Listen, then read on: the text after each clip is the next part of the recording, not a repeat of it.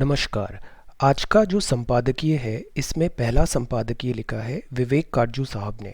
ये x secretary रहे हैं सचिव मिनिस्ट्री ऑफ एक्सटर्नल अफेयर्स के।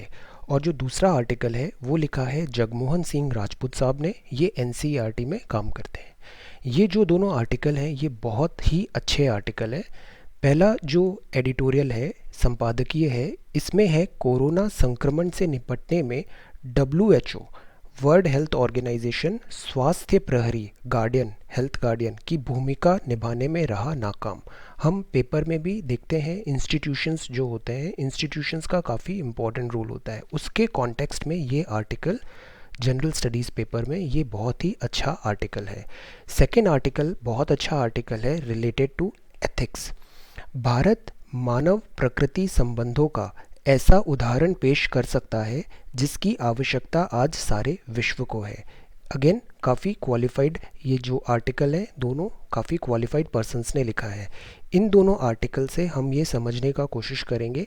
पहला तो हम देखेंगे भाषा, इसका लैंग्वेज बहुत अच्छा है।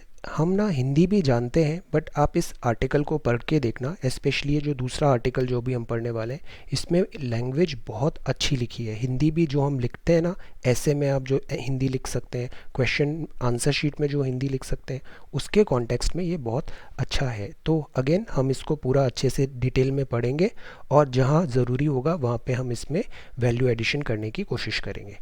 सो पहला आर्टिकल है कोरोना संक्रमण से निपटने में WHO स्वास्थ्य प्रहरी की भूमिका निभाने में रहा नाकाम। ये कोरोना वायरस का सिंबॉलिक दिया है। ये जो होते हैं ना ये स्पाइक्स है वायरस में, ये स्पाइक्स है प्रोटीन स्पाइक्स है जिससे ये वायरस अटैक करता है सेल में। वायरस जो होता है वो लिविंग भी होता है और नॉन लिविंग भी होता है। जैसे म्यूटेशन कैपेबिलिटी होती है वो इसकी लिविंग कैपेबिलिटी शो करती है। सो विवेक काटजू साहब का ये आर्टिकल है कोरोना वायरस ये एक फैमिली होती है उपजी कोविड-19 और ये डिसीज़ का नाम है। महामारी को लेकर विश्व स्वास्थ्य संगठन यानी WHO की भूमिका भी संदेह के दायरे में आ गई है। सवाल उठ रहे हैं इधर। अमेरिकी राष्ट्रपति ट्रंप ने तो उसकी खुली आलोचना कर डाली है, क्रिटिसाइज़ किया है। सवाल उठ रहा है क्या WHO ने गंभीरता दिखाते हुए पर्याप्त कदम उठाए थे, इसकी सीवियरिटी को समझा था, नेसेसरी एक्शंस लिए गए थे या नहीं लिए गए थे। क्या उसने चीन से सही सवाल पूछे ताकि इस बीमारी के संभावित खतरे को लेकर कुछ भनक लगती।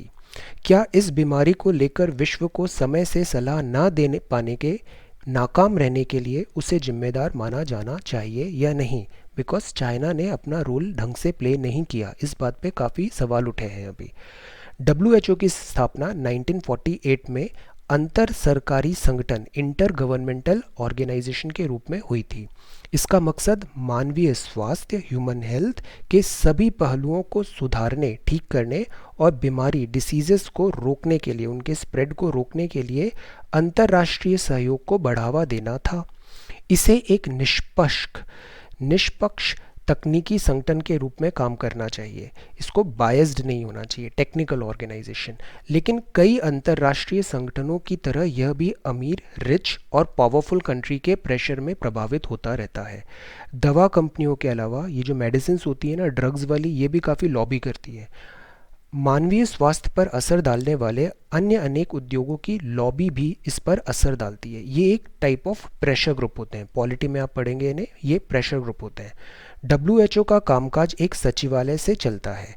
इसमें तकनीकी और प्रशासनिक सलाहकारों का अमला होता है। ये महानिर्देशक के मातहत काम करते हैं। महानिर्देशक का चुनाव कार्यकारी बोर्ड की सिफारिश पर सदस्य देशों द्वारा किया जाता है। किसी भी किस्म की स्वास्थ्य आपदा में WHO से ये एक्सपेक्टेशन होती है कि वह बिना किसी पक्षपात समय रहते कारगर कदम उठाए। इसमें महानिर्देशक की भूमिका बेहद अहम होती है। उसे इससे फ़र्क नहीं पड़ना चाहिए कि उसकी निजी पसंद क्या है। हम पब्लिक लाइफ में भी देखते हैं ना, अगर आप एक ऑफिसर हैं कहाँ पे, इट डजेंट मैटर आपके पर्सनल व्यू क्या है, पर्सनल चॉइसेस क्या है, आपको अपनी पोस्ट की गरिमा बना के रखना है। पोस्ट जो बोलती है, ड्यूटी जो बोलती है, आपको वो करना है। या उसके मूल देश का इस पर क्या रुख है। मौजूदा महानिर्देशक टेड्रोस गैब्रियसस 2017 में चुने गए थे। इससे पहले वो इथियोपिया के विदेश मंत्री और उससे पहले वहाँ के स्वास्थ्य मंत्री थे। आप इस नाम को नोट कर लीजिए। उनकी अकादमिक पृष्ठभूमि एजुकेशन में एकेडमिक्स सार्वजनिक स्वास्थ्य मसलों से जुड़ी है और उन्हें आपदा नियंत्रण का भी अनुभव है, डिजास्टर मैनेजमेंट। इसे देखते हुए उन्हें तब एकदम सतर्क हो जाना चाहिए था जब 7 जनवरी को चीन ने कोरोना वायरस के फैलने की सूचना दी थी। हम न्यूज़पेपर एनालिसिस भी द हिंदू हम काफ़ी डिटेल से कर रहे हैं सिंस जनवरी। हमने तब भी इसको बहुत डिटेल में देखा था, कोरोना वायरस जब कैसे स्टार्ट हुआ, स्लोली हमने इसको ग्रोथ होते हुए देखा है कि कैसे हुबई में आया, फिर बाहर गया और फिर आज की डेट में इतना बड़ा हो गया है ये। इससे एक हफ्ते पहले चीन ने डब्ल्यूएचओ को बताया था कि वुहान शहर में हो रही मौतों की वजह उसे पता नहीं लग पा रही है। गैब्रियसस तब भी सावधान नहीं हुए। क्या यह चीन के प्रभाव में थे जिसने उनके चुने जाने का जबरदस्त समर्थन किया था? सो that is why a stitch in time saves 9। अब डब्ल्यूएचओ ने 20 जनवरी को कोविड-19 से पहले जुड़ी पहली रिपोर्ट जारी की। तब तक corona Thailand, where is Thailand, map में देखिए थाईलैंड का है, जापान, दक्षिण कोरिया में दस्तक दे चुका था। डब्ल्यूएचओ ने दावा किया कि उसने बदलते घटनाक्रम को देखते हुए खुद को सक्रिय कर दिया था, पर ऐसा लगा नहीं कि वह जरूरी तत्परता दिखा रहा था। 23 जनवरी आ गई। अब 23 जनवरी को चीन ने अपने प्रोविंस हुबई का लॉकडाउन कर दिया था। वुहान इसी प्रांत की राजधानी है। चीन को जब संक्रमण को रोकने का कोई और उपाय नहीं सूझा तब उसने यह कदम उठाया। इससे डब्ल्यूएचओ और एक तरह से दुनिया भर में खतरे की घंटी बज जानी चाहिए थी। ऐसा नहीं हुआ। अभी रिसेंटली 76 डेज लॉकडाउन के बाद this lockdown has been lifted. Then हालांकि कुछ देशों ने चीन से आने वाले लोगों की स्क्रीनिंग जरूर शुरू कर दी थी। स्क्रीनिंग मतलब एयरपोर्ट से आ रहे हैं उनकी जांच होगी, जैसे थर्मल टेम्परेचर, उनका थर्मल स्कैनर से देखा गया टेम्परेचर तो नहीं है, इस टाइप का क्वारंटाइन करने की फैसिलिटी दी। स्क्रीनिंग जरूर शुरू कर दी थी। हालात का मुआयना करने के लिए ट्रेडोस 27 जनवरी को चीन पहुंचे। इसी दौरान वह राष्ट्रपति शी जिनपिंग और चीनी स्वास्थ्य विशेषज्ञों से भी मिले। फिर उन्होंने शी की तारीफों के पुल बांधे और चीन के सख्त कदमों की सराहना करते हुए कहा कि यदि ऐसा न किया जाता तो ये वायरस और खतरनाक तरीके से दुनिया भर में फैलता। तब तक कोरोना 15 देशों में फैल चुका था। अब आप न्यूज़ में देख के बताइए, इसकी एक वेबसाइट है, आज कितने देशों में ये कोरोना वायरस फैल चुका है। फिर भी टेड्रोस ने कहा कि कोरोना संक्रमण के नियंत्रण को लेकर चीन दुनिया के आभार और सम्मान का पात्र है। इस पड़ाव पर चीन का सहयोग बेहद जरूरी था, क्योंकि एक तो वायरस वहीं जन्मा और दूसरे केवल उसे ही इसके बारे में जानकारी थी। लेकिन ऐसा नहीं हुआ। टेड्रोस का रुख भी किसी अंतर्राष्ट्रीय संस्था के मुखिया जैसा नहीं था। You are a leader of an international organisation, then you are suppose to act in a dignified और रेस्पॉन्सिबल मैनर। तो रेस्पॉन्सिबिलिटी इन्होंने यहाँ पे नहीं देख पाई। हम कहते हैं ना, एक अच्छा एडमिनिस्ट्रेटर वो होता है जो प्रॉब्लम को सॉल्व करता है, और बहुत ही अच्छा एडमिनिस्ट्रेटर वो होता है जो प्रॉब्लम आने से पहले ही उसको भांप जाता है और उसका सॉल्यूशन फाइंड कर लेता है। तो हमेशा ये बनने की कोशिश करना है आपको। उनका रवैया तब और संदिग्ध हो गया जब उन्होंने डब्ल्यूएचओ चीन की संयुक्त टीम पर सहमति जताई, जबकि डब्ल्यूएचओ की टीम को स्वतंत्र रूप से काम करना चाहिए था। सो आखिरकार 30 जनवरी को डब्ल्यूएचओ ने कोविड-19 को अंतर्राष्ट्रीय चिंता वाली स्वास्थ्य आपदा करार किया, public health emergency of international concern. इस ऐलान पहले ही हो जाना चाहिए था। लापरवाही का सिलसिला यहीं ख़त्म नहीं हुआ। केयरलेसनेस। 4 से 8 फरवरी के बीच डब्ल्यूएचओ की कार्यकारी बोर्ड की बैठक हुई। वहां 52 सूत्री एजेंडे में कोविड-19 को शामिल तक नहीं किया गया। टेड्रोस ने केवल 2 संक्षिप्त ब्रीफिंग की। 7 फरवरी को दूसरी ब्रीफिंग के समय तक कोरोना 24 देशों में फैल चुका था। अब हम 7 फरवरी में आ गए। हमने इसको बहुत अच्छे से देखा है न्यूज़पेपर, हमने एक भी दिन मिस नहीं किया है सिंस जनवरी। हमने इसको देखा है कैसे स्लोली आगे ग्रो हुआ है। अब ये 24 देशों में आ गया है 7 फरवरी में। इसके लिए कार्यकारी बोर्ड के सभी सदस्यों सहित उसके जापानी प्रमुख भी गैर जिम्मेदार माने जाएंगे, जो इस खतरे को भांपकर डब्ल्यूएचओ को सक्रिय नहीं कर पाए। तो आज इन के कारण आज देखिए विश्व कितनी बड़ी प्रॉब्लम को फेस कर रहा है। डब्ल्यूएचओ चीन के विशेषज्ञों की संयुक्त टीम ने 14 से 29 फरवरी के बीच कोविड-19 के मेडिकल एवं तकनीकी पहलुओं को विश्लेषण किया। इसकी रोकथाम के सुझावों पर ध्यान केंद्रित करने के बजाय इन विशेषज्ञों ने अंतर्राष्ट्रीय बिरादरी को यह सलाह दी कि वे चीन के साथ अपने संपर्क पुनः जोड़ें, ताकि वहाँ आर्थिक गतिविधियों फिर से जोर पकड़ सके। उन्होंने चीन के कदमों का पुरजोर समर्थन किया। चूंकि इसमें शामिल चीनी सदस्य अपनी ही सरकार की आलोचना नहीं कर सकते थे, इसलिए इस रिपोर्ट को स्वतंत्र नहीं माना जा सकता है।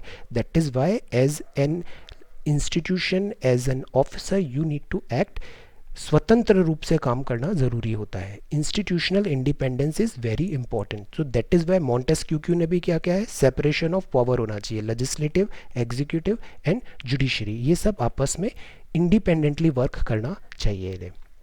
कोविड-19 का प्रकोप बढ़ता रहा, फिर भी डब्ल्यूएचओ उसे वैश्विक महामारी घोषित करने से कतराता रहा। अब हम आ गए 11 मार्च में। कुल मिलाकर इस मामले में डब्ल्यूएचओ का रुख उसके उद्देश्यों के उलट रहा है। उससे यही अपेक्षा है कि वह किसी जोखिम का स्वतंत्र रूप से आकलन करे, इंडिपेंडेंट एनालिसिस करे, न कि किसी देश का पिछलग्गू बनकर। यहाँ वह चीन के पिट्ठू के रूप में काम करता रहा। फिलहाल तो अंतर्राष्ट्रीय समुदाय का पूरा ध्यान कोरोना संकट से निपटने में सहयोग और एकजुटता पर केंद्रित होना चाहिए, लेकिन वह इसकी भी अनदेखी नहीं कर सकता है कि जिस डब्ल्यूएचओ को प्रहरी की भूमिका निभानी थी वह उसमें नाकाम रहा। तो इसमें लर्निंग क्या है हमारी, we need to act like a leader. Leadership में क्या क्या क्वालिटीज़ होनी चाहिए, देन आप एज एन इंस्टीट्यूशन की इंडिपेंडेंस क्यों इम्पॉर्टेंट है, और टाइम पे लिया हुआ action is important. So this is the first article, ये इन्होंने लिखा है ये आर्टिकल। ओके, अब हम देखते हैं दूसरा आर्टिकल। ये बहुत अच्छा आर्टिकल है रिलेटेड टू एथिक्स। एथिक्स में भी हम एक देखते हैं ना, एनवायरमेंटल एथिक्स होते हैं, नेचर के लिए एथिक्स होते हैं। ज्योग्राफी में हम देखते हैं टर्म्स होते हैं, ज्योग्राफी मेंस में अगर आपने पढ़ा हो, एक डिटर्मिनिज्म होता है, एक पॉसिबलिज्म होता है, एक न्यू डिटर्मिनिज्म होता है। तो उन सब के कॉन्टेक्स्ट में अगेन ऐसे लिखने में भी ये बहुत अच्छा यहाँ पे आपको कंटेंट मिलेगा। काफ़ी अच्छा आर्टिकल है ये। भारत मानव प्रकृति संबंधों का ऐसा उदाहरण पेश कर सकता है जिसकी आवश्यकता आज विश्व को है। जगमोहन सिंह राजपूत साहब ने इसे लिखा है। आज मानव के समक्ष सामने एक ऐसा संकट उपस्थित हुआ है जिसकी वैज्ञानिकों को न तो कोई आशंका थी, न ही उसने निपटाने की कोई तैयारी। यह संकट है कोरोना वायरस के संक्रमण से तेजी से फैल रही कोविड-19 नामक महामारी का। आप हिंदी में अगर अटेम्प्ट ले रहे हैं ना, तो आपको अपनी भाषा इतनी अच्छी रिफाइन रखनी पड़ेगी। जैसे इंग्लिश में भी रिफाइन ज़रूरी होती है, वैसे ही हिंदी में भी भाषा जो होती है ना, वो सामान्य बोलचाल वाली नहीं, ये वाली भाषा आपको सीखनी है। आज तो केवल यही कहा जा सकता है कि यह वैश्विक स्तर पर किए जा रहे मानवीय प्रयास शीघ्र ही सफल होंगे और कोविड-19 का उन्मूलन उसी तरह संभव होगा, उन्मूलन हटेगा, जैसे प्लेग, टीबी, चेचक इत्यादि का हुआ था। ये भी कुछ डिसीजेस थी, एपिडेमिक्स हुए थे। ये या तो बैक्टीरिया से होते हैं, वायरसेस, फंजाई, प्रोटोजोआ, ऐसे इससे होते हैं। कोरोना वायरस ने मनुष्य के सामने उसके भविष्य को लेकर कई प्रश्न उपस्थित कर दिए हैं, जिन पर मानव समाज को गहनता से विचार विमर्श करना होगा। आज मनुष्य के इस अहंकार को गहरा धक्का लगा है कि उसने प्रकृति के रहस्यों को समझने और उस पर नियंत्रण करने की क्षमता प्राप्त कर ली है। कोरोना ने मनुष्य के ज्ञान और समझ की अपूर्णता और सीमाओं को सामने ला दिया है। Nature is supreme. There was a time when there used to live dinosaurs and now see there are no dinosaurs. Nature is supreme. ज्ञान, बुद्धि और विवेक मनुष्य को पीढ़ियों की असीमित और सतत साधना के द्वारा ही प्राप्त होते हैं। इनकी ऐसी कोई सीमा नहीं जहाँ पर पहुँचकर कहा जा सके कि वही सीमांत है। जब तक मानव सभ्यता पृथ्वी पर विद्यमान है, एग्जिस्ट करती है, उसका विकास जारी रहेगा, ग्रोथ होती रहेगी, डेवलपमेंट होगा। उसके लिए मानव के प्रकृति के रहस्यों को समझने के प्रयास भी जारी रहेंगे। हालांकि प्राचीन काल में भारत के ऋषियों और साधकों ने इन प्रयासों को नियमबद्ध किया था। उन्होंने इस पर जोर दिया था कि हर नए ज्ञान और कौशल का उपयोग केवल जनहित में होना चाहिए, ह्यूमन बेनिफिट। प्रकृति के प्रति सम्मान और आदर भाव रखते हुए मनुष्य उसके संसाधनों का उपयोग करे। इसी दर्शन को महात्मा गांधी जी ने कुछ इस तरह कहा था कि भारत अपने मूल रूप में कर्म भूमि है, भोग भूमि नहीं है। उन्होंने ये भी कहा था कि भारत में आत्मशुद्धि के लिए स्वेच्छापूर्वक जैसा प्रयत्न किया गया, उसका दुनिया में कोई दूसरा उदाहरण नहीं मिलता है। हम कहते हैं ना, नीड का तो सब मिलेगा बट ग्रीड का नहीं मिलता है। तो ये लालच एक बहुत बुरी बला होती है। इसी चिंतन के कारण पूरे विश्व ने ज्ञान और आध्यात्म के क्षेत्र में भारत की श्रेष्ठता को स्वीकार किया गया। भारत में अपरिग्रह को मनुष्य और प्रकृति के बीच की संवेदनशील कड़ी बनाने रखने का आधार बनाया गया था। गांधी जी ने अपरिग्रह, इसका मीनिंग आप मुझे बताइए क्या होता है, को समझा, सराहा, अपनाया और दूसरों को समझाने का प्रयास भी किया। अनेक कारणों से कालांतर में भारत ने इसे आत्मशुद्धि की स्वीकार्यता और व्यावहारिकता में कमी आती गई। अपनी संस्कृति को पीछे छोड़कर भारत पश्चिम की भोगवादी मटेरियलिस्टिक टेंडेंसी की नकल करने में संलग्न हो गया और प्रकृति का सम्मान करना भूल गया। कोरोना संकट ने भारत के सामने यह स्पष्ट कर दिया है कि भारत को अपरिग्रह का अर्थ और मंतव्य समझाना मुख्यतः उसका भौतिक, आध्यात्मिक एवं नैतिक उत्तरदायित्व है। This is our responsibility. हर प्रकार की विविधता को स्वीकार करने का उदाहरण विश्व के सामने प्रस्तुत करने वाला और प्रकृति के लगभग हर अंग में दैवत्व देखने वाला भारत उसके वैश्विक संरक्षण में आगे रहने का दायित्व कैसे भूल सकता है। इंडिया में बोलते हैं ना, बहुत डाइवर्सिटी होती है, बट ये पूरी डाइवर्सिटी भी हमारे यहाँ क्या है, यूनिटी इन डाइवर्सिटी है। हम सब अलग अलग हैं, बट इन दी एंड हम सब में बहुत यूनिटी है। यह वैश्विक समझ और चिंता लगातार बढ़ रही है कि अनियंत्रित भौतिकवाद और चिंताजनक ढंग से मानव मूल्यों का शरण और आध्यात्मिकता के प्रति बढ़ता विरक्ति भाव मानव मात्र को विनाश की ओर ले जा रहा है। So we need to be careful, we not need to be greedy, instead we need का हर सामान्य, ग्रीड का नहीं है। भारत का जनमानस का पर सेवा को सबसे बड़ा पुण्य मानता है। जनमानस पर सेवा, वह यह मेरा वह तेरा से ऊंचे उठकर वासुदेव कुटुंबकम, इस वर्ड को नोट करिए और यूज़ करिए। वासुदेव कुटुंबकम को हजारों साल पहले समझ चुका है।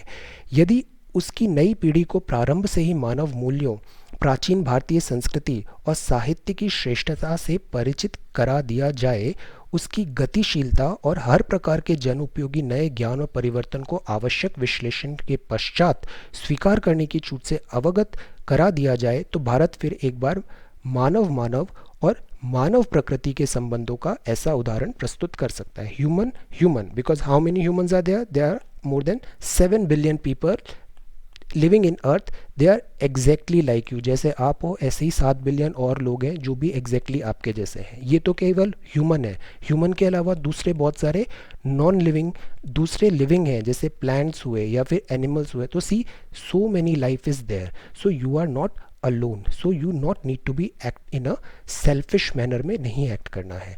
तो ये मानव मानव और मानव प्रकृति के संबंधों का ऐसा उदाहरण प्रस्तुत कर सकता है जिसकी आज सारे विश्व को आवश्यकता है। ऐसे में भारत को अपनी जिम्मेदारी उठानी चाहिए और कोरोना से उभरे विश्व को नया रास्ता दिखाना चाहिए।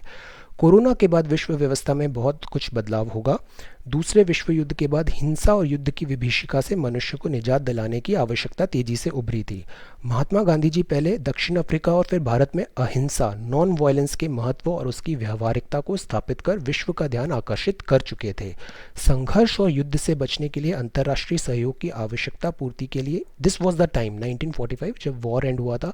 संयुक्त राष्ट्र, United Nation Security Council, United Nation Education Scientific Cultural Organisation जैसी संस्थाएं बनी थी। इनकी उपलब्धियों की लंबी सूची है, मगर शांति, पीस एंड दिस सौहार्द के लिए इन संस्थाओं का प्रभाव सीमित ही रह पाया।